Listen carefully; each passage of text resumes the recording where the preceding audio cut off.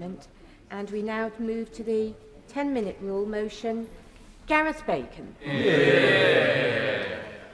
Thank you, Madam Deputy Speaker. I beg to move that leave be given to bring in a bill to make unauthorised development without planning permission an offence, to prohibit retrospective planning applications and for connected purposes.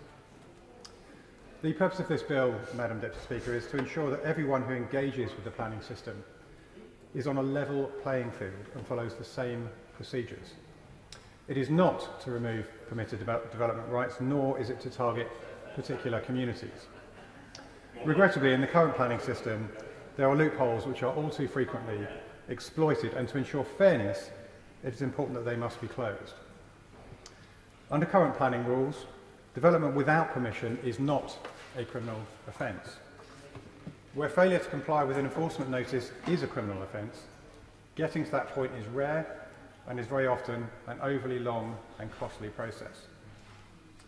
Too often, people are gaming the system, proceeding with development work sometimes on a very large scale, without having first received or even applied for planning permission.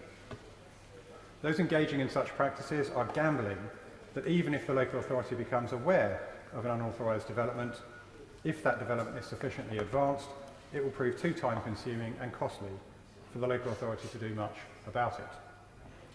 Evidence seems to suggest that they may be right. While there are a range of enforcement powers open to local authorities, including enforcement, contravention and stop notices, these do not appear to be a sufficient deterrent. Government data from March 2021 shows that in the previous year across England, just under 3,000 enforcement notices were issued, 3,500 planning contravention notices were served, and 49 injunctions were granted by a county court or the High Court. There are many examples of unauthorised development to be found across the country, both large and small. And I'll give one example that is currently impacting upon my own constituency of Orpington. As I speak to you today, an unauthorised development is currently taking place on Wheatsheaf Hill on the border of my Orpington constituency and neighbouring Sevenoaks. Since the turn of the year, much activity has taken place on this greenbelt site, where a large area of wooded land has been cleared, 6 mobile homes have been installed, and further work is continuing, all without planning permission. Shame. This has been causing great concern to both myself and my honourable friend and neighbour, the member for Sevenoaks, as residents on both sides of the constituency boundary have been raising increasing levels of alarm on a daily basis throughout the year. It's been, to say the least, a very frustrating process. The local planning authority, Bromley Council, were eventually able to obtain a court injunction, but work on the site has continued unabated.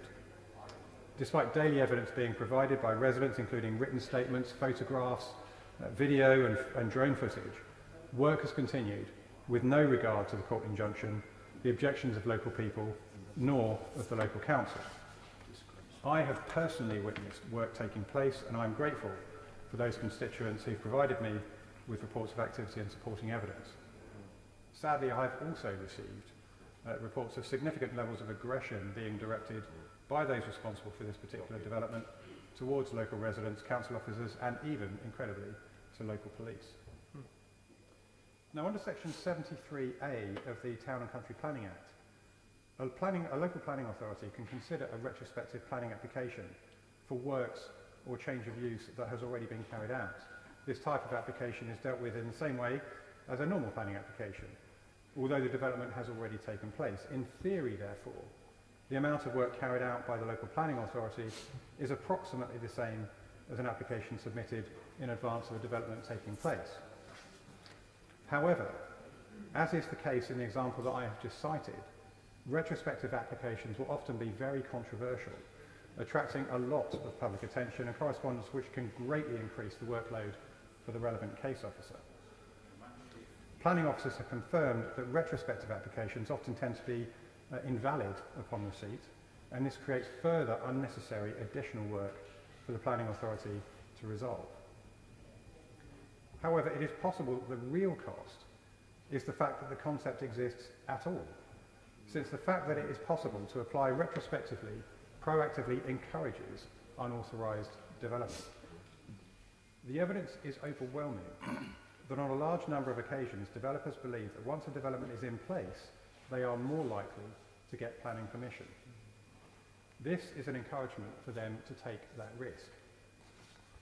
Where retrospective applications are refused, in most cases enforcement action follows, but this can be lengthy and costly for the local planning authorities. Indeed, some applicants deliberately draw a situation out where they know enforcement action is inevitable, knowing that they will have a right of appeal if it is refused.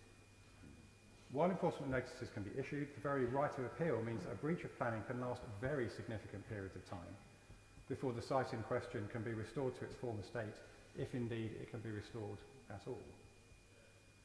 The scope of this proposed legislation will therefore remove remaining permissible grounds for unauthorised developments. Instead, by making unauthorised developments an offence, both the appeal route and the right of retrospective applications will be removed. Now, in closing, Madam Deputy Speaker, I would like to express my gratitude to Bromley councillors Tony Owen and Colin Smith, who provided me with much of the original thinking behind this bill, and to colleagues who are supporting me in the Chamber today. We are acutely aware of the damage that this problem causes, and we are supporting our constituents where such development has blighted our communities.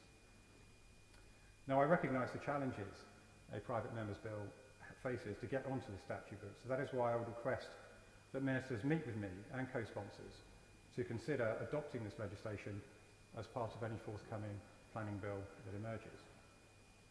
Together, we have the opportunity to bring about lasting change to the planning system for the benefit of our constituents. Thank you, Madam Deputy Speaker. The question is that the honourable member have leave to bring in the bill. As many as are of that opinion say aye. Aye. Of the contrary, no. I think the ayes have it. The ayes have it. Who will prepare and bring in the bill? Lee Anderson, John Barron, Felicity Buchan, Gareth Davis, Ben Everett, Jonathan Gullis, Tom Hunt, Marco Longhi, Sir Robert Neal, Tom Randall, David Simmons and myself, Madam Deputy Speaker.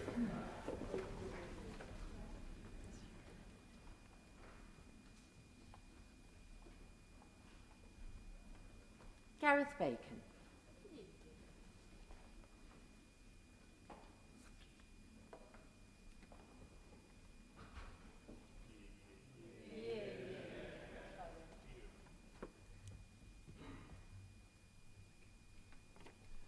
Unauthorised Development Offences Bill. Second reading what day? Friday the 3rd of December 2021. Friday the 3rd of December 2021. Thank you.